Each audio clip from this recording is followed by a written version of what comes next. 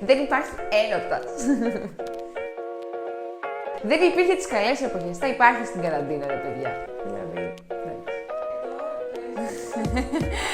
έφτασε. Wow. Υπάρχει. Σχέση στην καραντίνα, έτσι. Αχ!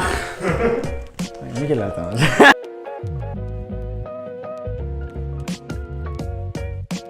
Η δικιά μου εμπειρία παίζει να ήταν από τις πιο τυχερές εμπειρίες, γιατί βρήκα τη Βάσο που είμαστε τώρα στη σχέση μαζί λίγο πριν ξεκινήσει η καραντίνα και είχαμε δέσει αρκετά ώστε να είμαστε κοντά καθ' όλη τη διάρκεια. Άμα το timing ήταν λίγο διαφορετικό και τη γνώριζα λίγο πιο μετά ή η καραντίνα νωρίτερα, θα ήμουν στην φάση που έχω ακούσει πολλά άτομα ότι είναι ότι θέλανε κάποιον στη ζωή τους και δεν είχαν τη δυνατότητα να πάνε να το γνωρίσουν. Οπότε είμαι από τους πιο τυχερούς. Και είμαι τυχερός που έχω τη Βάσο, αλλά και που την έχω τη στιγμή που την έχω. Λοιπόν, θα σας πω. Εγώ γενικότερα στην πρώτη καραντίνα είχα κάποια σχέση, η οποία δεν ήταν και ότι καλύτερο, για να πω την αλήθεια, τελικά για μένα. Αλλά γενικά, εντάξει, μετά ρε παιδί μου, όλα καλά. Νομίζω στη δεύτερη ήταν καλύτερα τα πράγματα και πιο χαλαρά. Αυτό, δεν έχω να πω κάτι άλλο. Η δικιά μου εμπειρία στα χρόνια της καραντίνας με τη σχέση και τον έρωτα ήταν εξαιρετική, γιατί τότε γνώρισα μια πανέμορφη κοπέλα και πανέξυπνη, οπότε έχω πολύ ωραία vibes θετικά και είμαι πολύ χαρούμενος, αλήθεια. Ωραία, θεωρώ, επειδή όντως έχω κάνει 2 καραντίνες θεωρητικά και η μία ήταν σε απόσταση από τη σχέση μου και η άλλη μαζί με τη σχέση μου, ότι έχει τεράστια διαφορά. Όταν είχαμε απόσταση και μιλούσαμε και είχαμε να βρεθούμε 2 μήνες και νομίζω, ένιωσα ότι ο ίδιος εκτίμησε περισσότερο τη σχέση μας. Δηλαδή, δεν νιώθω ότι εγώ δεν την εκτιμούσα, νιώθω ότι αυτός την εκτίμησε παραπάνω. Νιώθω ότι ξεμπλόκαρε την επικοινωνία τελείως, ότι μου έδωσε την ευκαιρία να του πω κάποια πράγματα και να συζητήσουμε πώς θέλουμε να προχωρήσουμε τη σχέση μας και ότι ήρθαμε πολύ πιο κοντά και ότι μου έδωσε πολύ περισσότερο χρόνο για επικοινωνία, γιατί εγώ αυτό χρειαζόμουν, οπότε θεωρώ ότι μας έκανε πάρα πολύ καλό και επίσης και ερωτικά μας έκανε πάρα πολύ καλό όταν πια βρεθήκαμε.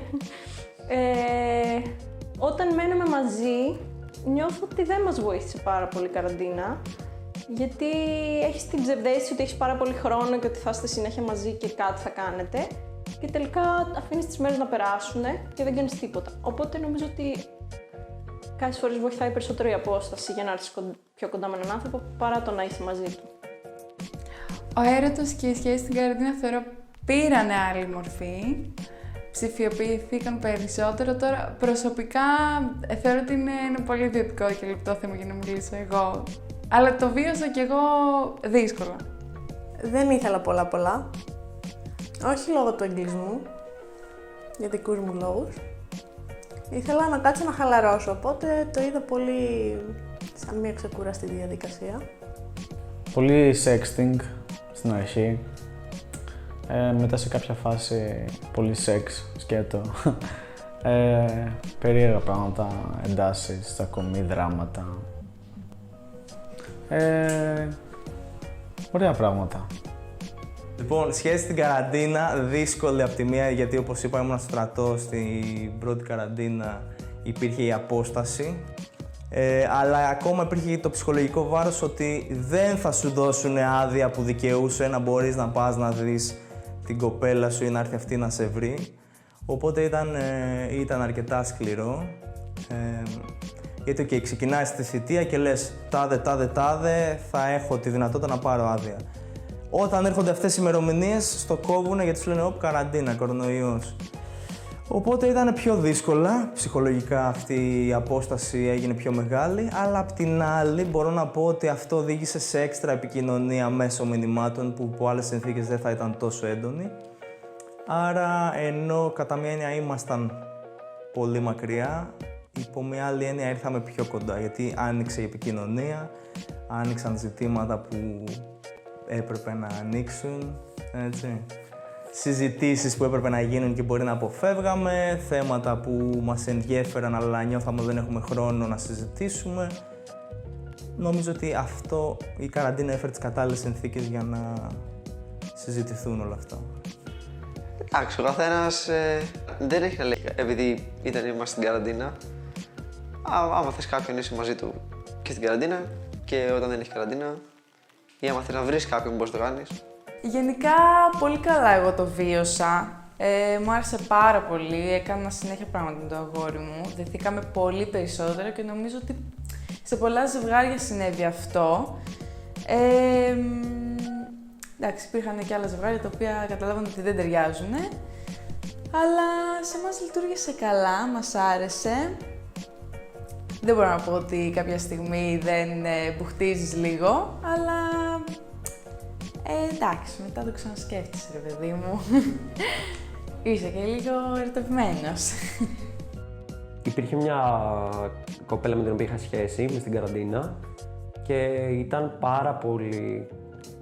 πολύ κοντά μου και με βοηθούσε σε οποιαδήποτε δύσκολες αποφάσεις να πάρω για τη ζωή μου. Από το τι θα κάνουμε κάποια εθελοντικά μέχρι το τη δουλειά να επιλέξω, πάρα πολύ σημαντικά. Και ήμασταν πολύ κοντά παρόλο που ήμασταν ταυτόχρονα πολύ μακριά. Γιατί βρισκόμασταν πολύ σπάνια. Και ο λόγος που βρισκόμαστε σπάνια είναι και η καραντίνα, αλλά και ο καθένας είχε τις δικές του δραστηριότητες. Απλά ίσως ήμουν εγώ πολύ πεπισμένο με το πρόγραμμά μου. Δεν ένιωσα το ίδιο δέσιμο, από άποψη συνθηκών θα μιλήσω τώρα, δεν θα μιλήσω για τον άνθρωπο. Δεν ένιωσα ότι οι συνθήκες ήταν ευνοϊκές για να εξελιχθεί μια σχέση αβίαστα και να αφαιθεί ο καθένας στο συναισθηματικό κόσμο του άλλου. Ναι, ήταν πνευματικά πολύ όμορφη σχέση, ωραία, ανεξάρτητα τώρα των συνθήκων, αλλά οι συνθήκες είναι πολύ σημαντικός παράγοντας τελικά. Το να έχει και ο καθένας να έχει και τον προσωπικό του χώρο, να μπορείς να κάνεις όλα αυτά τα πράγματα που θέλει να κάνει ένα ζευγάρι, να ταξιδέψετε μαζί, πολύ σημαντικό. Δεν μπορούσε κανείς να το κάνει αυτό. Και να σου πω και κάτι, όταν έχεις μια επικοινωνία digital, ναι, συνήθως καταφεύγεις στο digital γιατί δεν μπορείς να έχεις το physical όλη την ώρα.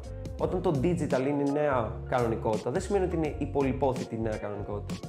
Θες το digital απλά να είναι ένα διεκπεραιωτικό μέσο, να σε βοηθήσει σε όλη αυτή την κατάσταση της σχέσης. Τώρα όταν γίνεται αυτό, δεν ξέρω, εμένα ένιωσα πολύ περιοριστικά και ελπίζω να μην σε ξανασυμβούν τέτοιες συνθήκες ποτέ ξανά. Ο κόσμος λοιπόν, παιδιά, στην καραντίνα έπαθε κοκομπλόκο. Νομίζω ότι άρχισαν όλοι να μπερδεύονται, να ψάχνουν σύντροφο, ζευγάρια χώρισαν, άλλοι τα βρήκανε, άλλοι συγκατοικήσανε. Ήταν μεγάλη απόφαση. Δηλαδή, αν Πέμπτη έμπαινε στην καραντίνα, Τετάρτη έπρεπε να αποφασίσει σε ποιανό το σπίτι θα μείνει. Πιστεύω ότι ο κόσμος αφέθηκε στην καραντίνα, ήρθε αντιμέτωπος με τον εαυτό του, δεν μπορούσε να κρύβεται. Ήταν κάθε μέρα αντιμέτωπος με την πραγματικότητα. Δεν μπορώ να βγω, δεν μπορώ να δουλέψω, δεν. Οπότε τι είχες, μόνο τον εαυτό σου. Οπότε εκεί οι άνθρωποι συναντήθηκαν και είτε ερωτεύτηκαν γιατί αφέθηκαν, είτε κοντραρίστηκαν. Δεν τέριαξαν και αποφάσισαν να χωρίσουν. Εγώ στην καραντίνα δεν ερωτεύτηκα, αλλά πέρασα πάρα πολύ καλά γιατί ο κόσμος ήταν πιο ειλικρινής, είχε περισσότερη δυναμική, είδα άτομα που θέλουν να κάνουν πράγματα, είδα άτομα που θέλουν να ζήσουν, να ερωτευτούν, να ψαχτούν. Οπότε συνάντησα τέτοια πρόσωπα και χάρηκα πάρα πολύ που τα γνώρισα στην καραντίνα. Και μάλιστα, πέραν το ότι γνώρισα άτομα, ξεκαθάρισα και με κάποια άτομα και φύγαν από τη ζωή μου. Οπότε και η καραντίνα έκανε καλό και σε αυτό. Βοήθησε γενικότερα στο ξεκαθάρισμα. Άντε, γεια. Όλα είναι ένα ψέμα.